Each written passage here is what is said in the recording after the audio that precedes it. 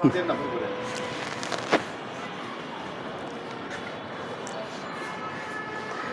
আলাইকুম। ঢাকার টিকাতলি একটি আধুনিক ভবন থেকে ইঞ্জিনিয়ারিং টেকনোলজির পক্ষ থেকে স্বাগতম। বরাবরের মতো আজও আপনাদের মাঝে আলোচনা করব একটি পুরাতন বিল্ডিংয়ের ছাদে টাইলস করার পরে কি কি সমস্যা হচ্ছে এবং সেটা সমাধানের জন্য ইঞ্জিনিয়ারিং টেকনোলজি বিডি যে আধুনিক প্রযুক্তিতে 100% waterproofing, water sloping, dam proofing এবং হিট প্রুফিং সমাধানের কাজ করে আসছে, এটার উপকারিতা কী এবং এটা করতে পার স্কোয়ার ফিটে কত খরচ হবে সেটা সম্পর্কে আলোচনা করব।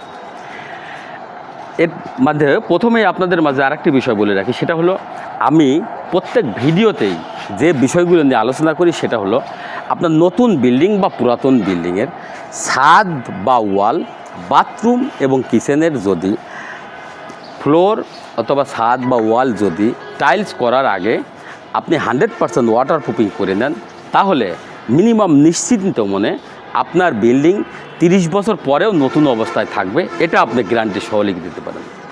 আর আমরা যে কাজটি করি সেটা হলো রাবার জাতীয় কেমিক্যাল দিয়ে। এই রাবার সম্পর্কে কিভাবে কাজ করি রাবার দিয়ে, এবং এটা আমরা 9 বার মিনিমাম ব্যবহার করি, 9টা প্রলেপ দেই। সেটা ব্যবহার করার পরে এটার কি কি উপকারিতা হয় এবং এটা কিভাবে ব্যবহার করতে হবে সেটা সম্পর্কে আমরা বিস্তারিত আলোচনা করব। এবং কেউ যদি বুঝতে অসম্পন্ন থাকেন, বুঝতে না পারেন, তাহলে অবশ্যই স্ক্রিনে দেওয়া নাম্বারে কল করে জিজ্ঞেস করতে পারেন 24 আওয়ার যে কোনো সময়, অথবা আপনি কমেন্টের মাধ্যমে জানাই যাবেন। আমরা প্রথমত এই বিল্ডিংয়ের যে টাইলস করা ছিল এই টাইলসটা আগে উঠানো হয়েছে। উঠানোর পরে এর পরবর্তীতে আমাদের টোটাল ছাদকে গান্ডিং মেশিন দিয়ে গান্ডিং করে পরিষ্কার করে নেওয়া হয়েছে। পরিষ্কার করার পরে ছাদের কিছু জায়গায় সূক্ষ্ম ছিদ্র বা ফাটল ছিল, সেই ফাটলগুলো শনাক্ত করা হয়েছে। শনাক্ত করার পরে টোটাল ছাদকে 100% ওয়াটারপ্রুফিং করা হয়েছে 2 বার। যে ওয়াটারপ্রুফিংটা আপনারা এখন করা দেখতেছেন সেই ওয়াটারপ্রুফিংটাই আমরা গান্ডিং করার পরে পরিষ্কার করে ছাদের যে ফাটলগুলো ছিল সেই ফাটলগুলো শনাক্ত করার পরে এই ওয়াটারপ্রুফিংটাই আমরা 2 বার করা হয়। 2 বার করার পরে এখন যে ওয়াটারপ্রুফিংটা করা হচ্ছে এটাও কিন্তু সেই অ্যাক্রিলিক সিমেন্টেশন ওয়াটারপ্রুফিং, এটাও রাবার জাতীয় কেমিক্যাল। এটা শুকানোর পরেই কিন্তু রাবার হবে, এবং শুকানোর পরে যদি আপনি এইখানে পানি দেন 1 ফোঁটা পানিও আপনার বিল্ডিংয়ের ছাদে স্যুপ করবে না। যদি এইখানে কোনো পানি থাকে সেটা আপনার রৌদ্র বা বাতাসে শুকাইতে হবে। এর পরবর্তীতে আসেন, আমরা 2 বার যখন নিচে ওয়াটারপ্রুফিং করলাম, ওয়াটারপ্রুফিং করার পরে ছাদের যে কিছু জায়গায় যে সূক্ষ্ম ছিদ্র বা ফাটল আছে সেই ফাটলগুলা ইউএস থেকে আমদানিকৃত যেটা সিলিকন, যেটা দিয়ে ওয়াল, ব্রিজ, কালভার যদি ফেটে যায় সেগুলো আমরা জয়েন্ট করি। সেটাই আমরা ওই সিলিকন দিয়ে এটা দিয়ে যখন আমরা ফাটলগুলো রিপেয়ারিং করি, ক্র্যাকগুলো রিপেয়ারিং করার কারণে ওইটা 49 বছর পর্যন্ত কাঁচা থাকে, কারণ ওটা একটি কাঁচা কেমিক্যাল। এবং এটা অত্যাধিক রাবার হওয়ার কারণে আপনার যতই ভূমিকম্প হোক সেটা আপনার ফ্লেক্সিবল হবে, বলবে, কিন্তু ওই ফাটল দিয়ে আর কখনো পানি চুপ করবে না।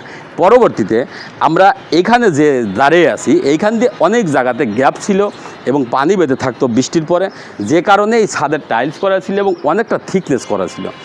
আর এইগুলাকে আমরা 4টা কেমিক্যাল একসঙ্গে করে মিনিমাম 5 বার এখানে 5টা লেয়ার ব্যবহার করে থিকনেস করে 100% ওয়াটার স্লোপিং নিশ্চিত করা হয়েছে। অর্থাৎ ওই কাজটির পরে এখন যে অবস্থানে আছে, বৃষ্টির পরে টোটাল পানিটাই পানির লাইন দিয়ে নেমে যাবে, 1 ফোঁটা পানি আপনার বিল্ডিংয়ের ছাদে বেঁধে থাকবে না।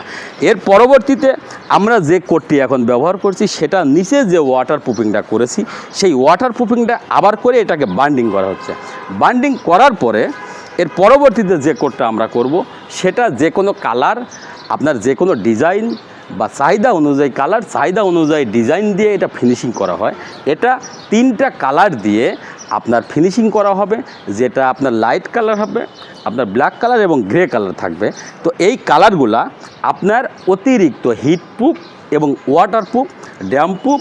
তো এটা আমরা টোটালি যখন এটাই করব, অর্থাৎ আমরা যে কাজটি ফিনিশিং করবে ইঞ্জিনিয়ারিং টেকনোলজি বিডি, সেই কাজটি আধুনিক প্রযুক্তিতে যে জলছাদ, রাবার জাতীয় কেমিক্যাল দিয়ে যে আধুনিক প্রযুক্তিতে জলছাদ, সেই জলছাদের বিকল্প হিসাবে এই জলছাদের কাজটি ইঞ্জিনিয়ারিং টেকনোলজি বিডির মাধ্যমে করা হচ্ছে। আর এটা বাংলাদেশের প্রত্যন্ত অঞ্চলে থেকে কাজ বা পরামর্শের জন্য অবশ্যই যোগাযোগ করবেন। Engineering technology BD, mobile 01712223213, 01713740034। এছাড়াও আমাদের engineering technology BD YouTube channel আছে, engineering technology BD Facebook page আছে, ওয়েবসাইট আছে। সেখানে আপনার নিয়মিত আপডেট পেতে অবশ্যই বেশি বেশি লাইক, কমেন্ট, শেয়ার করবেন।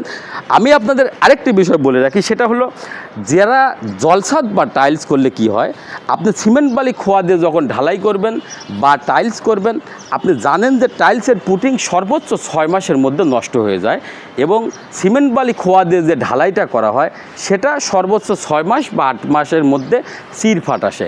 ওই ঢালাইয়ের চিরফাট দিয়ে এবং টাইলসের পুটিং দিয়ে পানি প্রবেশ করে জলছাদ বা টাইলসের নিচে এবং মূল ছাদের উপরে অবস্থান করার পরে এই পানিটা কিন্তু রোদ্রে বা বাতাসে শুকায় না, ফলে আপনার বিল্ডিংয়ের মূল ছাদ পর্যায়ক্রমে এটা শুষে নিয়ে ছাদের যে রডগুলো থাকবে সেই রডগুলাকে মরিচা করে মোটা করে ফেলে। এর পরবর্তীতে রুম ছাদের প্লাস্টার ঝরে পড়ে, রুম ছাদের আপনার বিভিন্ন জায়গায় ভিজা স্যাঁতসেঁতে থাকে, ওয়াল ভিজা স্যাঁতসেঁতে থাকে, রং করলে রং টেকসই হয় না। বিভিন্ন ধরনের সমস্যার জন্য আমরা পরবর্তীতে কি করি, স্থানীয় যে রাজমিস্ত্রি আছে তাদের কাছ থেকে যখন পরামর্শ নেই, তখন যারা ঢালাই করেন সিমেন্ট বালি খোয়া দিয়ে, সেই ঢালাইয়ের উপর দিয়ে আবার ঢালাই করার ব্যবস্থা করা হয়। তখন পর্যায়ক্রমে আপনার এই বিল্ডিংয়ের ছাদ অতিরিক্ত লোডে একসময় ঝুলে পড়তে পারে। তো ইঞ্জিনিয়ারিং টেকনোলজি বিডি বাংলাদেশের প্রত্যন্ত অঞ্চলে অত্যন্ত সুদক্ষ টেকনিশিয়ান দ্বারা সার্ভিস দিয়ে আসছে। কাজ বা পরামর্শের জন্য অবশ্যই স্ক্রিনে দেওয়া নাম্বারে কল করবেন।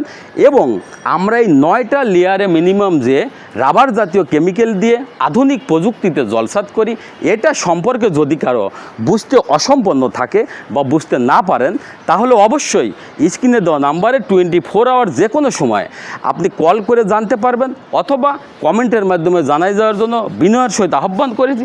এবং পরবর্তী ভিডিও দেখার জন্য আজকের এই আমন্ত্রণ রেখে আজকের এই আমাদের ভিডিও এখানেই শেষ করছি, এবং আবারও দেখা হবে পরবর্তী কোনো ছাদে। সে পর্যন্ত আপনাদের সুস্থতা কামনা করে আজকের মতো এখানেই বিদায়। আল্লাহ হাফেজ, আসসালামু আলাইকুম।